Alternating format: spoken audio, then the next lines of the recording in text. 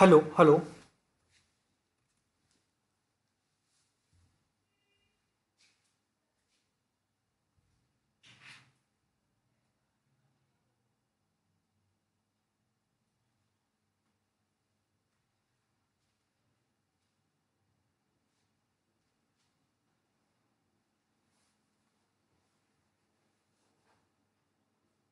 Hello hello.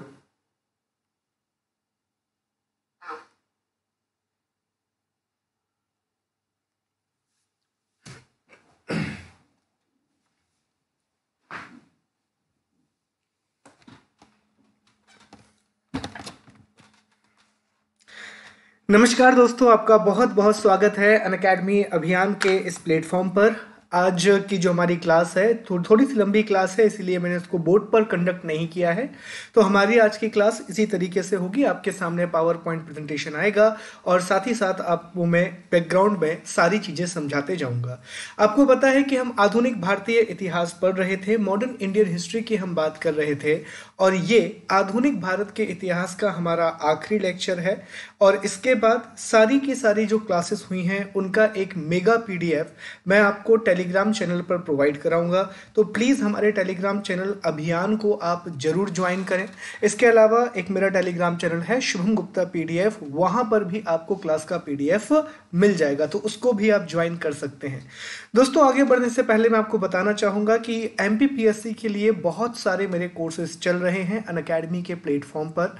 अभी मेरा geography का कोर्स चल रहा है और उसमें अब हमने लाइव आंसर राइटिंग सेशन भी शुरू किया है, जहां पर मैं लाइव आपकी कॉपी चेक करता हूं आप ही के सामने, तो गलतियां आपको ज़्यादा बेहतर तरीके से समझ में आती हैं। ज्योग्राफी का हमारा कोर्स चल रहा है, इसके बाद इकोनॉमी, ऐसे, केस स्टडी, ये सारे कोर्सेज मेरे आने वाले हैं और ये क्लासेस मैं वहाँ पर ऑलरेडी ख़त्म करा चुका हूँ। दोस्तों, अगर आप इस प्लेटफॉर्म को ज्वाइन करना चाहते हैं तो अनअकैडमी एप्लीकेशन को डाउनलोड करें और वहाँ पर एमपीपीएससी एंड व्यापम का गोल सिलेक्ट करें। और याद रखें, इतने सारे कोर्सेज आपको मेरे सारे कोर्स मिलेंगे, उसके अलावा आपको अदर टीचर की भी सारी की सारी क्लासेस मिलेंगी, और ये सब चीज़ें 2 साल के लिए फॉर 2 ईयर आपको मिलती हैं 11,520 रुपए में। तो 11,500 रुपीज पे करके, याद रखें दोस्तों, इसमें आपके प्रीलिम्स और मेंस दोनों की क्लासेस शामिल हैं। इसमें आपको पीडीएफ फॉर्मेट में नोट्स भी दिए जाएंगे, आपको करंट अफेयर्स की मैगजीन भी दी जाएगी, टेस्ट सीरीज भी इसी के अंदर शामिल है, लाइव आंसर राइटिंग चेकिंग भी इसमें शामिल है। तो 11,520 रुपए में आपको ये सारी चीजें मिलती हैं। बस याद रखें दोस्तों, यहां पर आपको रेफरल कोड का ऑप्शन पूछेगा, तो यहां पर SG लाइव ये कोड आप जरूर अप्लाई कर दीजिए ताकि आपको 10% का डिस्काउंट मिल जाए, 10% का आपको डिस्काउंट मिल जाए। चलिए टॉपिक को शुरू करते हैं, और आज ये हमारी आखिरी क्लास है, तो इसमें बचे हुए हमारे सारे टॉपिक को हम डिस्कस करेंगे। तो सबसे पहले हम बात करेंगे सविनय अवज्ञा आंदोलन से भारत छोड़ो आंदोलन की, सिविल डिसओबीडियंस मूवमेंट से क्विट इंडिया मूवमेंट तक की कहानी को हमें डिस्कस करना है। देखिए, पिछली क्लास में आपको याद होगा हमने डिस्कस किया था कि किस प्रकार से गांधी जी ने अपनी 11 सूत्री मांगे रखी, और हम यहां तक बढ़ चुके थे। पिछली क्लास में हमने रॉलेट एक्ट से कहानी को शुरू किया था। हम माफ करें, हमने देखा था कि रॉलेट एक्ट की वजह से जलियांवाला बाग हत्याकांड होता है, फिर भारत में असहयोग आंदोलन शुरू होता है, नॉन कॉपरेशन मूवमेंट शुरू होता है, फिर चौरा चौरी का इंसिडेंट होता है, उसके बाद असहयोग आंदोलन को खत्म कर दिया जाता है, फिर भारत में स्वराज पार्टी की स्थापना होती है, साइमन कमीशन भारत आता है, उसको काउंटर करने के लिए नेहरू रिपोर्ट लाई जाती है, नेहरू रिपोर्ट में सुधार करने के लिए जिन्ना साहब अपनी 14 सूत्री मांगों को पेश करते हैं, उसके बाद कांग्रेस का लाहौर अधिवेशन होता है, और जनवरी 1930 में गांधी जी अपनी 11 सूत्री मांगों को प्रस्तुत करते हैं। तो यहां तक की सारी बातें ऑलरेडी हम डिस्कस कर चुके हैं। अब इसके बाद की कहानी को हमें डिस्कस करना है। तो सबसे पहले हम बात करेंगे सविनय अवज्ञा आंदोलन की, सिविल डिसओबीडियंस मूवमेंट की। तो दोस्तों याद रखें, यह गांधी जी का दूसरा बड़ा राष्ट्रीय आंदोलन होगा और यह असहयोग आंदोलन का विस्तार था। देखिए, जैसा कि मैंने आपको बताया, जब चौरा चौरी का इंसिडेंट हुआ तो उसके बाद गांधी जी ने यह कहा था कि जो नॉन कॉपरेशन मूवमेंट है, हम इसको खत्म नहीं कर रहे हैं, हम इसको स्थगित कर रहे हैं।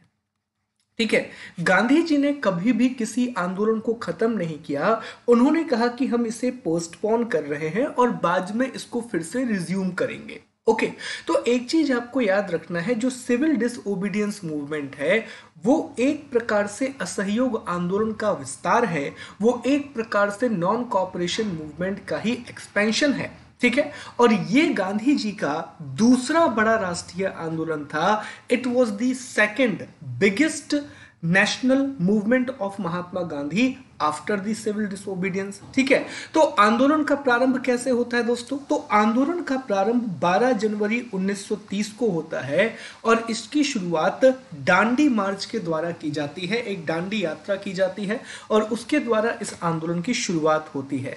पहले चरण में दोस्तों 2 चरणों में यह आंदोलन चल रहा है।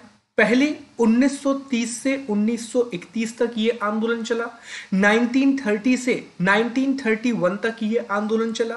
फिर क्या हुआ कि 1931 में गांधी और इरविन उस समय भारत के वायसराय थे तो गांधी और इरविन के बीच में एक समझौता होता है। इरविन गांधी जी के पास आते हैं, कहते हैं देखिए गांधी जी, आप ये आंदोलन खत्म कर दीजिए, आपकी जो भी मांगे हैं हम यहाँ पर डिस्कस करते हैं। तो गांधी जी और इरविन के बीच में एक समझौता होता है और इस समझौते के बाद गांधी जी आंदोलन को खत्म कर देते हैं और आंदोलन को खत्म करने के बाद ये द्वितीय गोलमेज सम्मेलन में जाते हैं, ये सेकंड राउंड टेबल कॉन्फ्रेंस में पार्टिसिपेट करते हैं। लेकिन जब सेकंड राउंड टेबल कॉन्फ्रेंस खत्म होता है, द्वितीय गोलमेज सम्मेलन जब खत्म होता है, तो उससे कुछ भी सहायता महात्मा गांधी को नहीं मिलती है और ये डिसअपॉइंट होते हैं बहुत ज्यादा। और जब भारत वापस आते हैं तो 1932 में ये फिर से सविनय अवज्ञा आंदोलन शुरू करते हैं, ये फिर से सिविल डिसओबीडियंस मूवमेंट शुरू करते हैं। पर 1934 तक आते आते गांधी जी दूसरे मुद्दों में उलझ जाते हैं और ये आंदोलन यहां पर खत्म हो जाता है। तो याद रखना, ये इंपॉर्टेंट बात है कि सिविल डिसओबीडियंस मूवमेंट जो है, सविनय अवज्ञा आंदोलन 2 चरणों में चलाया गया है। पहले 12 मार्च 1930 से 5 मार्च 1931 तक चलाया गया है और जो दूसरा चरण है वो जनवरी 1932 से 1934 तक का समय हमें देखने के लिए मिलेगा। ठीक है, और ये हल्की सी टाइमलाइन दोस्तों आप याद रखना कि देखिए, डांडी मार्च होगा 12 मार्च 1930 को, आंदोलन की शुरुआत हो जाएगी। फिर गांधी और इरविन के बीच में समझौता होगा, फिर सेकंड राउंड टेबल कॉन्फ्रेंस या द्वितीय गोलमेज सम्मेलन होगा और 1934 में फाइनली ये आंदोलन खत्म हो जाएगा। अंततः ये मूवमेंट खत्म हो जाएगा। आइए आगे बढ़ते हैं, कारणों को डिस्कस करते हैं। तो कारण बड़े ही क्लियर हैं, हम पहले भी पढ़ चुके हैं, एक बार मैं रिवीजन करा देता हूं। सबसे पहली चीज है साइमन कमीशन का गठन। तो हमने पिछली बार पढ़ा था कि 1927 में साइमन कमीशन का गठन किया गया, लेकिन इसमें एक भी भारतीय नहीं था, एक भी इंडियन नहीं था। इस कारण से इसका बहुत व्यापक विरोध किया गया। दूसरा, नेहरू रिपोर्ट की अस्वीकृति। आप जानते हैं कि जब मोतीलाल नेहरू की अध्यक्षता में एक सर्वदलीय पार्टी का गठन किया गया था, एक ऑल इंडिया पार्टी को बनाया गया था और इसी ऑल इंडिया पार्टी ने मिलकर के नेहरू रिपोर्ट पेश की थी, जिसमें स्वराज डोमिनियन स्टेटस देने की बात कही गई थी, फंडामेंटल राइट देने की बात कही गई थी। पर इस रिपोर्ट को भी अंग्रेजों के द्वारा अस्वीकृत कर दिया जाता है। फिर दोस्तों 1929 का लाहौर अधिवेशन, ये बहुत इंपॉर्टेंट अधिवेशन है। आप जानते हैं कि इसी अधिवेशन में दिसंबर 1929 में यह अधिवेशन हुआ था। इसी अधिवेशन में जवाहरलाल नेहरू की अध्यक्षता में पूरी कांग्रेस ने यह डिस्कस किया था कि हम 26 जनवरी को स्वतंत्रता दिवस मनाएंगे, 26 जनवरी को हम क्या मनाएंगे? स्वतंत्रता दिवस मनाएंगे। तो यहां पर कांग्रेस ने अपने लक्ष्य को परिवर्तित कर दिया, कांग्रेस ने अपने ऑब्जेक्टिव को चेंज कर दिया। अब कांग्रेस का ऑब्जेक्टिव डोमिनियन स्टेटस प्राप्त करना नहीं था, अब कांग्रेस का लक्ष्य पूर्ण स्वराज की प्राप्ति था। ठीक वहीं क्या हुआ दोस्तों, 1929 में वैश्विक महामंदी आ गई, ग्लोबल डिप्रेशन पूरी की पूरी दुनिया में आ गया। आपको पता ही होगा जब हम इकोनॉमी पढ़ते हैं तो उसमें हम वैश्विक महामंदी की बात करते हैं कि 1929 में चूंकि फर्स्ट वर्ल्ड वॉर खत्म हुआ था, तो फर्स्ट वर्ल्ड वॉर के बाद 1929 तक आते आते पूरी दुनिया में हालत बहुत खराब हो गई थी और वैश्विक महामंदी आ चुकी थी, डिप्रेशन आ चुका था दोस्तों। ठीक है, उसी के बाद गांधी जी की 11 सूत्री मांगों को भी अस्वीकृत कर दिया गया था और जो गोलमेज सम्मेलन, 3 गोलमेज सम्मेलन, ये भी मैंने पिछली क्लास में आपको बताया था कि साइमन कमीशन ने जो अपनी रिपोर्ट दी थी, तो इसी रिपोर्ट पर डिस्कशन करने के लिए 3 राउंड टेबल कॉन्फ्रेंस आयोजित किए गए थे। ठीक है, 3 राउंड टेबल कॉन्फ्रेंस बुलाए गए थे दोस्तों, और इन्हीं राउंड टेबल कॉन्फ्रेंस में क्या हुआ था, तो ये सफल नहीं हो पाए, ये सक्सेसफुल नहीं हो पाए। एक तो पहले राउंड टेबल कॉन्फ्रेंस में कांग्रेस ने पार्टिसिपेट नहीं किया, जब दूसरे राउंड टेबल कॉन्फ्रेंस में महात्मा गांधी पार्टिसिपेट करने के लिए गए तो वहां उनकी मांगों को नहीं माना गया। तो अंततः दोस्तों ये पूरा का पूरा जो आंदोलन था वो खत्म हो गया और ये गोलमेज सम्मेलन विफल हो गए। तो ये प्रमुख कारण रहेंगे सविनय अवज्ञा आंदोलन के, ये मेजर रीजन रहेंगे सिविल डिसओबीडियंस मूवमेंट के। ठीक है, आगे बढ़ते हैं, अब शुरुआत की बात करते हैं और सबसे पहले हम डिस्कस करते हैं दांडी मार्च के बारे में कि आखिरकार दांडी मार्च कैसे शुरू हुआ। आप जानते हैं कि ये पूरी की पूरी इंडियन हिस्ट्री का एक लेजेंडरी, एक बहुत ही बड़ा मार्च है। तो हम दांडी मार्च के बारे में जरा बात करते हैं। तो याद रखें दोस्तों, 12 मार्च 1930 को गांधी जी ने अपने 78 अनुयायियों के साथ साबरमती आश्रम से दांडी हेतु पदयात्रा प्रारंभ की। अब याद रखेंगे पहली चीज, 12 मार्च 1930 को यह यात्रा प्रारंभ हुई है और ये साबरमती आश्रम से शुरू हुई है। तो साबरमती आश्रम से यह शुरू होगी और 24 दिन में लगभग 385 किलोमीटर चलने के बाद 6 अप्रैल 1930 को 6 अप्रैल 1930 को फाइनली ये गुजरात के नौसारी जिले के दांडी नामक स्थान पर पहुंचे जहां पर नमक बनाया जाता था दोस्तों। ठीक है, यहां पर फिर क्या हुआ, इन्होंने यहां पर नमक कानून को तोड़ा और सविनय अवज्ञा आंदोलन की औपचारिक घोषणा की। तो यहां पर क्या था कि देखिए, गांधी जी ने इस आंदोलन को शुरू करने के लिए नमक का मुद्दा चुना। अब नमक के मुद्दे चुनने का एक सबसे बड़ी बात यह थी कि यार नमक एक ऐसी चीज होती है जो हर एक धर्म का व्यक्ति, हर एक संप्रदाय का व्यक्ति और हर एक जाति का व्यक्ति उपयोग करता है। तो गांधी जी ने जब नमक के टॉपिक को चुना तो उन्हें लगा कि यही एक ऐसा टॉपिक है जिससे पूरा भारत जुड़ सकता है। ठीक है, और दोस्तों जब गांधी जी ने साबरमती से, याद रखना ये 2-3 चीजें, ये बहुत इंपॉर्टेंट है कि 12 मार्च 1930 को गांधी जी ने साबरमती से यात्रा प्रारंभ की थी और 6 अप्रैल 1930 को ये कहां पहुंच गए थे, दांडी पहुंच गए थे। और ये दोनों ही इलाके गुजरात में आते हैं, ये हम जानते हैं। तो दोस्तों जब गांधी जी ने ये यात्रा की तो सुभाष चंद्र बोस ने इसका कंपैरिजन नेपोलियन की पेरिस यात्रा और मुसोलिनी की पेरिस यात्रा से इसका कंपैरिजन किया था। तो ये भी कई बार पूछ लिया जाता है। चलिए आगे बढ़ते हैं दांडी मार्च के बाद। अब आंदोलन के कार्यक्रम को आगे बढ़ाते हैं। तो देखिए 6 अप्रैल 1930 को गांधी जी के द्वारा आंदोलन की घोषणा की गई। ओके, और उन्होंने इसमें कहा कि हम इस बार 8 कार्य करेंगे आंदोलन को आगे बढ़ाने के लिए। सबसे पहली बात तो है कि हम नमक कानून का उल्लंघन करेंगे और खुद नमक बनाएंगे, मतलब नमक पर हम कोई टैक्स नहीं देंगे और हम खुद नमक बनाएंगे। दूसरी, हम करों को अदा नहीं करेंगे, हम टैक्स को पे नहीं करेंगे। महिलाओं के द्वारा शराब, विदेशी कपड़ों और अफीम की दुकानों पर धरना दिया जाएगा। सरकारी उपाधियों का त्याग किया जाएगा। विदेशी वस्तुओं का बहिष्कार किया जाएगा। सरकारी विद्यालय और महाविद्यालय का बहिष्कार किया जाएगा।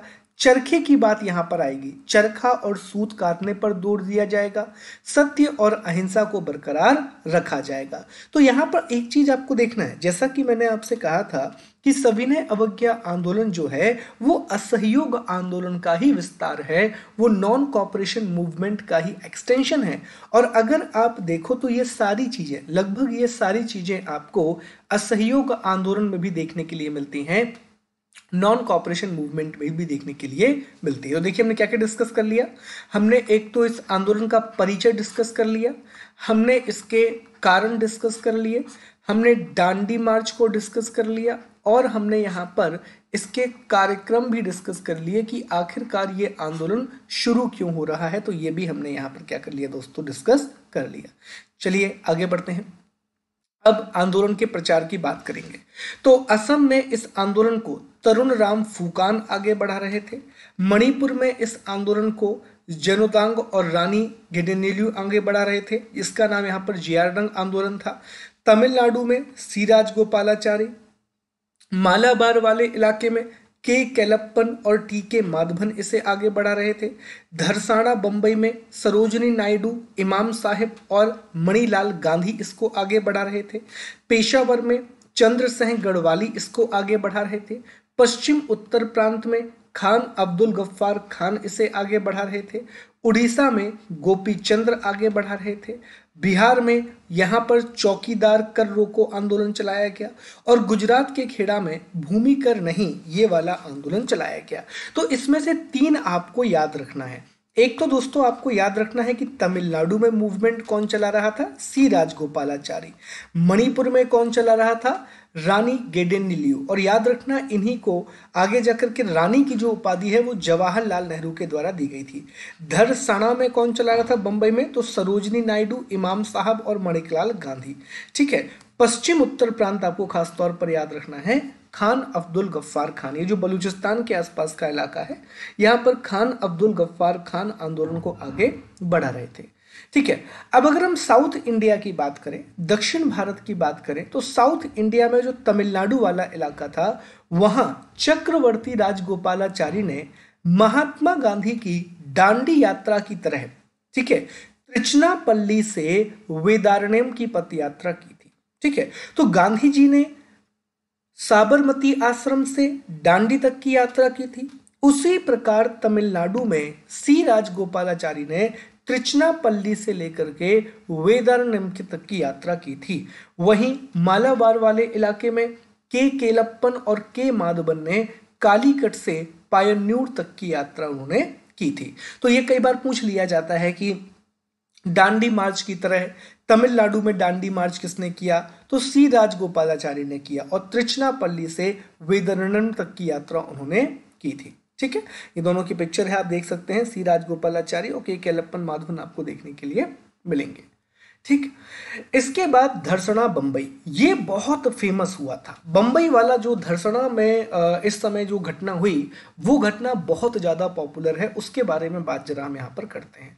देखिए, गांधी जी ने बंबई में धरसना को अपने आंदोलन का केंद्र बनाया था। ठीक है, और यहां पर उन्होंने डिस्कस किया कि जो धरसना में जिस इलाके में नमक बनाया जाता है, हम उसी इलाके में जाएंगे या उसी फैक्ट्री में जाएंगे और वहां पर नमक कानून को तोड़ेंगे। ठीक है, पर इससे पहले ही 5 मई 1930 को गांधी जी की गिरफ्तारी हो गई, गांधी जी को अरेस्ट कर लिया गया।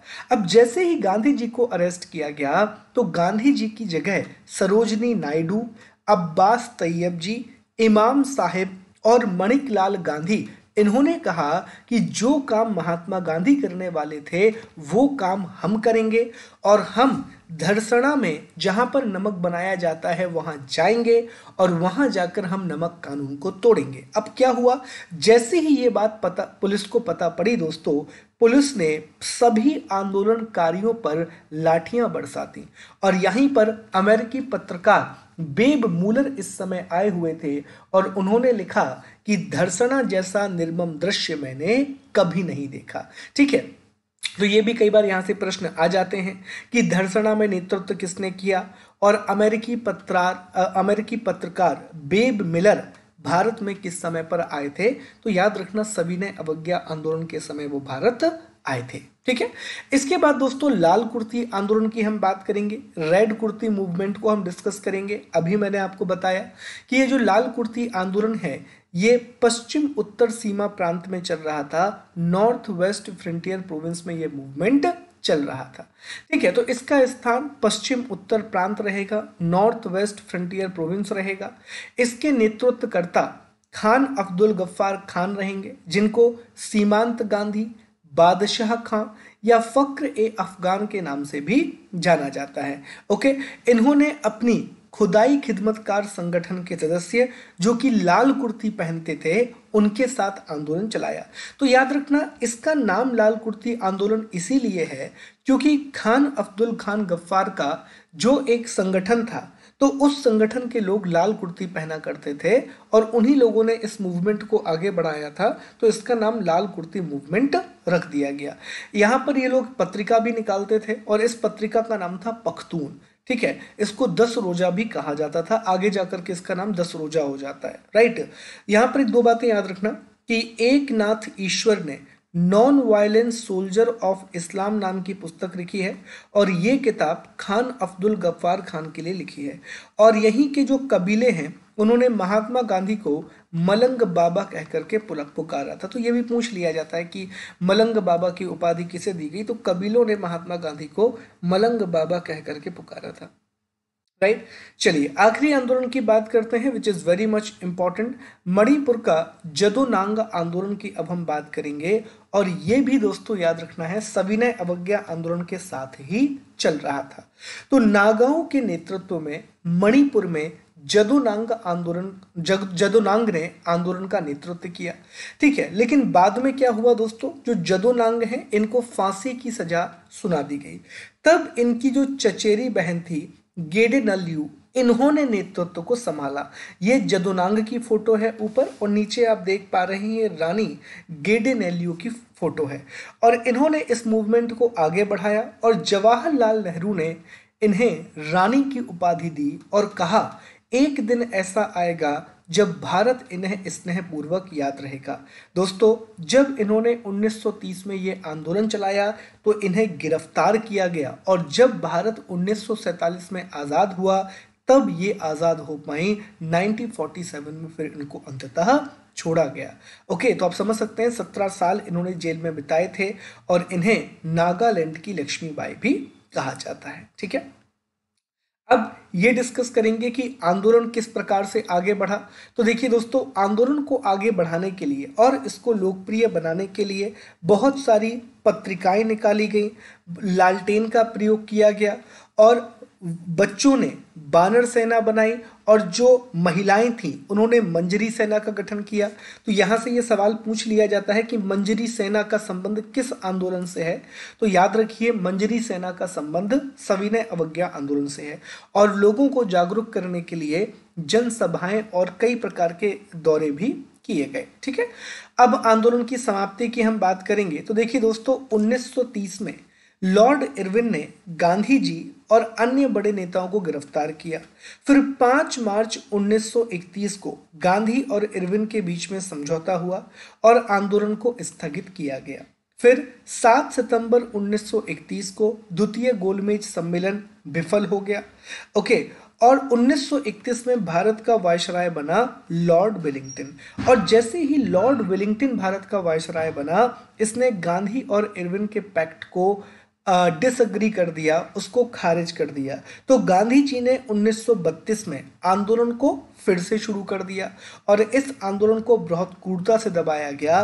कांग्रेस को गैर कानूनी संस्था घोषित कर दिया गया और अंततः दोस्तों आपको याद रखना है 1934 को महात्मा गांधी ने आंदोलन को स्थगित कर दिया।